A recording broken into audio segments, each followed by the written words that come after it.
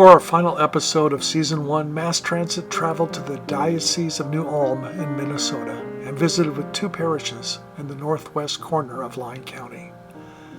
St. Edward in Minneota and St. Eloi in Ghent are part of the Good Teacher Area Faith Community. One of the distinguishing facets of an area faith community is that two or more parishes share one priest. Both St. Edward and St. Eloi are shepherded by Father Todd Petersen. Father Petersen has shepherded the two parishes for a little more than 2 years. MassTransit asked him to explain area faith communities before delving deeper. Well, in general, the area faith community was a concept that Bishop Neinstedt brought in, recognizing that we're looking at a shortage of priests and how do we provide pastoral care for our parishioners of all parishes. By and large, the area faith community was created to allow pastors to be more readily connected to the parishes. There was a recognition that people needed a pastor.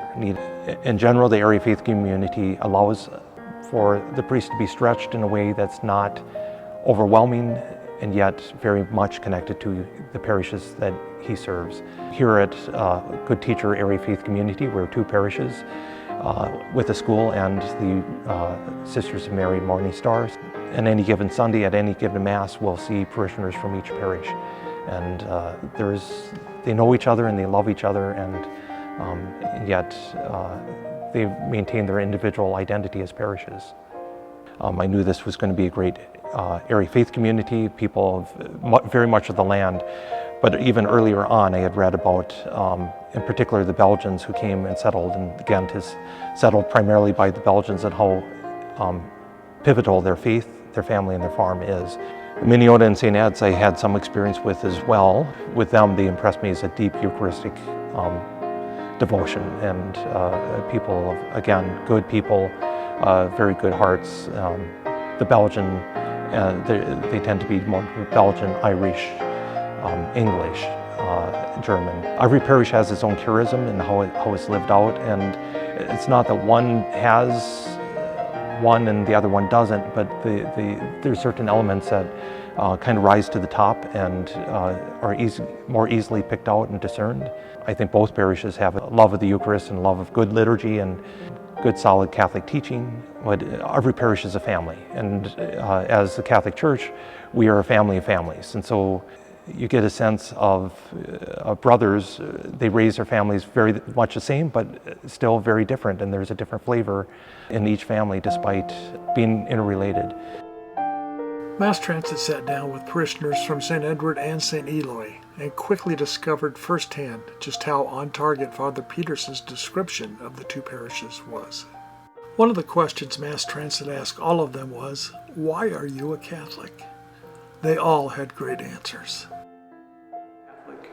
Just the truth was sort of inescapable. I had friends in graduate school that, they sort of looked down on people with faith, like we weren't, we're kind of silly or something like that. But just the idea of living outside the faith just is such a non-starter. I couldn't imagine how you can live without those truths. I would say why I am Catholic was when I probably had my first child, and I think having my first child became overwhelming, and I knew that I couldn't do it by myself. I'm Catholic because of Christ and the Eucharist and the sacraments that we receive from that, and the graces we receive from the sacraments. It's because of Him that I'm Catholic. Because I believe that Catholic Church has the fullness of the truth, and I really honestly believe that. We asked them what it is that attracts them to their home parish. The people here are so good. If you ask for help, they're more than willing to work. We have the best volunteers. We truly do. Whatever we do, we have very good volunteers. What attracts me to this parish is just a sense of belonging. It feels like home. And I think for me, what attracted me to this parish was the sense of belonging with the different parishioners. We've learned since going through ordination that if you quick hustle out of church, you're not going to feel the welcomeness that many people have for you here. I think what first attracted us was just how friendly the people were. They were very welcoming. We always got greeted when we came in the door, and people said they were glad we'd come. Yeah. And the logical follow-up question, what keeps you at your home parish? The reason that we stay here is, first of all, it is our parish. These are the people that, we have gotten close to. It's always felt like home. I mean, like we said, we've had all of our children have received the sacraments here. We were married here. Our children go to school at St. Ed's when they're in the elementary grades. And it's fulfilled our needs. I just really enjoy St. Edward's. I mean, we grew up here and we just have that affinity to it. I think there's a feeling of being able to be more involved more quickly here. Like if we have an idea of something we want to try out or start up, then it's just usually a matter of talking to the priest and making sure he's on board. MassTransit was curious about the effectiveness of the area faith communities, so we asked the parishioners their thoughts. Well, it's a wonderful thing, but I really feel for the priests because they're on the road a lot. They're very busy. We really work together to try and build a community of faith, however that is. I mean, every year it's different, every month it's different.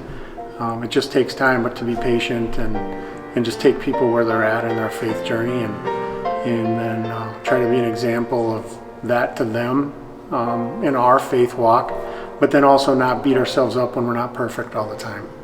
So the Good Teacher Area Faith Community, just a great group of people, right? We talked earlier about the Rebets. There's a bunch of them. The Hennons, the Botts, the Van Coolens.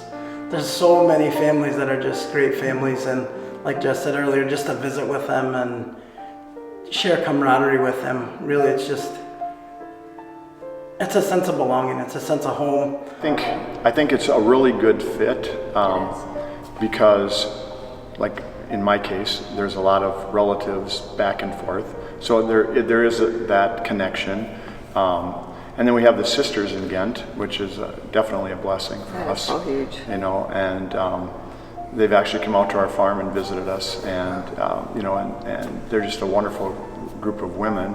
And their spiritual charism, has been definitely a good thing for our area faith community. The Diocese of New Ulm had been without a bishop for 2 years until Pope Francis selected the Most Reverend Chad W. Zielinski as successor to Bishop John M. Lavoie, who resigned August 6th of 2020 after heading the diocese for 12 years. The people at St. Eloi and St. Edward adored Bishop Lavoie and are equally thankful to welcome Bishop Zielinski. The importance of a bishop in general is for the same reason every parish has a pastor. It's the visible head of that entity that helps hold that entity together and hold the entity at times accountable, and to really highlight and celebrate what is being done. So having been without a bishop for 2 years as a diocese, it's wounded us in a certain way, not having that visible. And we've had a diocesan administrator who's done a remarkable job, but having a bishop who's able to come in and provide the sacrament of confirmation primarily, or be the one who ordains our newly ordained priests or our deacons, and being that visible presence of the apostles in our diocese, and connecting us not only as within the diocese, but with the larger church, the Church Universal. He's our link to His Holiness, and he's the one who speaks definitively in our diocese for what the church wants us to do. And I'm very excited to have Bishop Zielinski installed with us, and seeing the course and the direction he takes. We're grateful that we finally have been given a new shepherd. It was a long time without one, and we were afraid we were forgotten. The New Ulm Diocese has had its struggles, but hopefully is landing on its feet.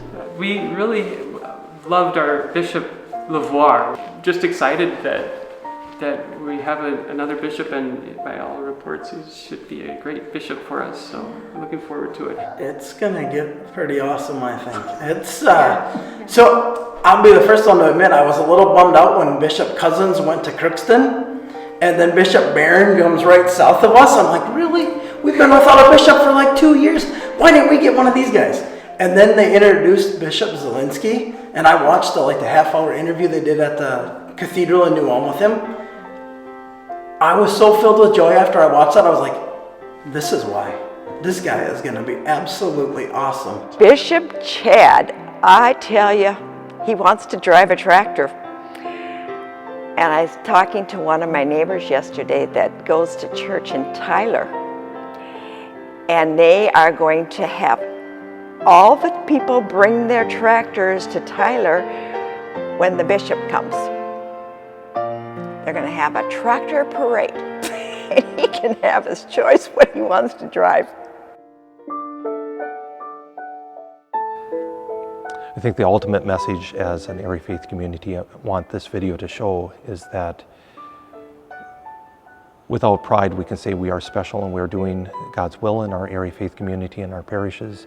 We're seeking Him and loving Him in a unique and holy way. That we're called to service and called to be disciples in a deeper way, and this video will help us and remind us that we have something to offer and something the world and Minneota and Ghent and this corner of Lyon County, this corner of the state needs.